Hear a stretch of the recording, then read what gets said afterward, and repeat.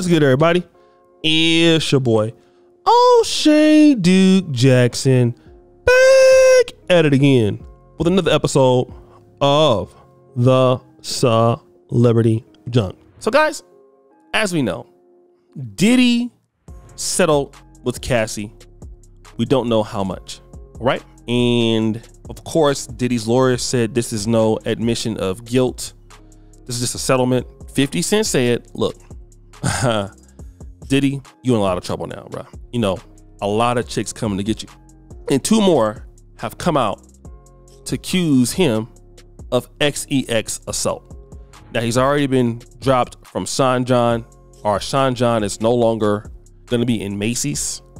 He had another lady quit from the podcast on Revolt. So that's spiraling out of control. And then Diageo no longer wants him to be the face of the tequila they have. So he's been going back and forth for Diageo. So this whole world is coming down. So what they said now is a former Syracuse University student said that they had that Diddy assaulted her after they had dinner at the Wells restaurant in Harlem, and he invited her back to the studio. Basically dragged the woman and put her in a physical state where she cannot independently stand or walk. Okay. And then also, as was his practice, Combs video recorded the assault. Then days later, a male friend reviewed to her that he had viewed the tapes with other men. Okay. Now, this is what I want to do. I want to play this clip with 50 Cent, where 50 Cent talks about this. This is like 2010.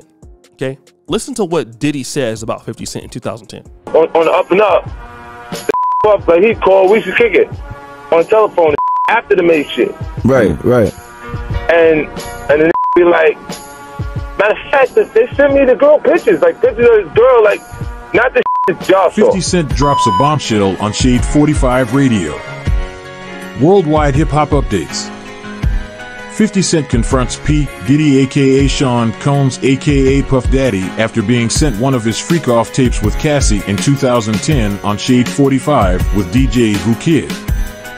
This confirms what Cassie said in her civil lawsuit she filed against Diddy in 2023. Worse, way worse. Wow. Oh, you kidding me up? Like penetration pictures and Nah, come on, man. Come on, Phil. all that. And I called the said, yo, you f this girl? Like, you really, like, you like her like that? And he was like, yeah, that's my girl. All right. So that was 50 Cent back then. Now, again, here is something else from a third woman who said that, you know, it was her and Diddy and Aaron Hall. And, you know, then Aaron Hall came in there. You guys know Aaron Hall used to be with Guy, a very talented group. Teddy Riley produced that group. So they're saying that, you know, Diddy came in there, smashed her. Then he came out the room, Aaron Hall smashed. So this is three different women. And it's Aaron Hall, that had to be over like 20 something years ago. Aaron Hall ain't been hot since like the 90s, the early 90s. All right. So now here's what I want to always confirm in what I'm talking about in today's world. In the 90s, 80s, 90s, early 2000s, this stuff that's happening in the 80s, 90s, early 2000s, this stuff went under wraps. All right. I believe some of this stuff happened without women's consent. I can, you know, for sure I would bet that happened. But also, here's what I want to talk about. A lot of these things, I believe that this could have been consensual. Okay. But here's something else. Sometimes women feel bad about what some of that stuff happens because we know that false allegations do happen. But the reality is this. All right. This stuff with like showing people you in having sex and stuff like that, that is something that I believe can happen. That's not uncommon with men. Right? Now, showing somebody a whole goddamn video with you in it is uncommon. And a lot of these guys in the entertainment industry, these dudes are freaky. Okay? These dudes are freaky. I don't know how true it is, but entertainment guys, this is not uncommon because entertainers, man, they have so much access and they deal with so many because it's so unregulated. Entertainment doesn't really have like a whole lot of set hours. It's a nighttime thing, parties happen, deals happen, you have drugs there, and people are just on a different lifestyle in that industry. Fashion, music, movies, content creators, it's a different world. It's a different world. Okay? So what happens with these guys is they just start doing anything that don't make any sense. Doesn't make sense at all. Okay? What they feel like though is that in their own individual silly ass world, that nothing gonna happen to them. Okay? And what Diddy didn't figure is that, you know, one day all of this stuff that I've been doing is gonna come back. And this is a lesson to men in general. Okay? I'm gonna keep saying this every video about these guys. If you get rich, better live your life scary. Okay?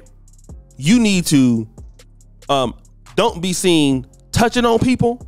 And I'm gonna tell you this, man. People are going to be touching on you a lot. I'm gonna just tell you that, man. I've been to some private parties, dog. I'm not gonna tell you who was there or what I was doing there, but let me say, folks gonna be friendly with you, dog. And people will come out and be friendly with you and then come back and act like you offended them. That's how it works, man. It doesn't sound right. It doesn't sound cool, but that's how it works. Okay? They'll come out and be friendly with you and then even entice you to want to do something more and then turn around and act like it's they victimizing somebody. We saw that with Michael Irvin.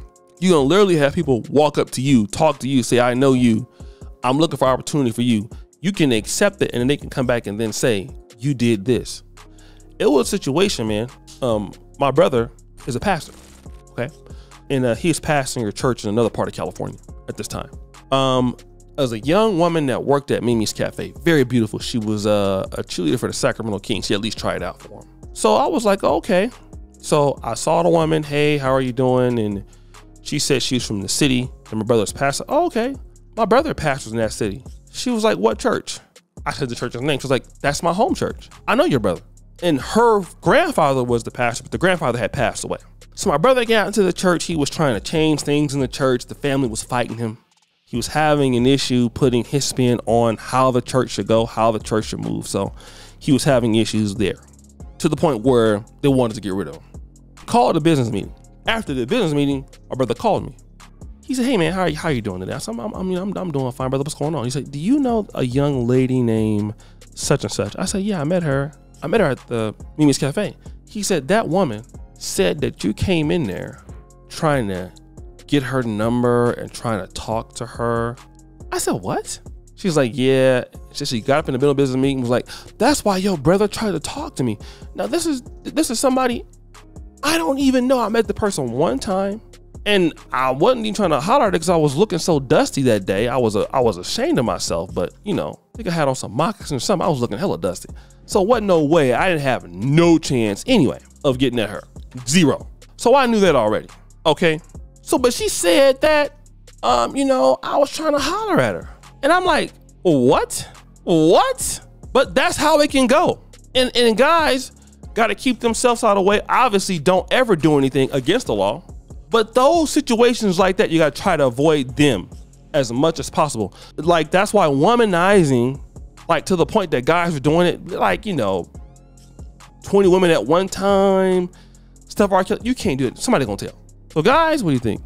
It's your boy, O'Shea Duke Jackson, back at it again. Another episode of The Celebrity Junk. Appreciate you for all you do, Celebrity Bell. We're out.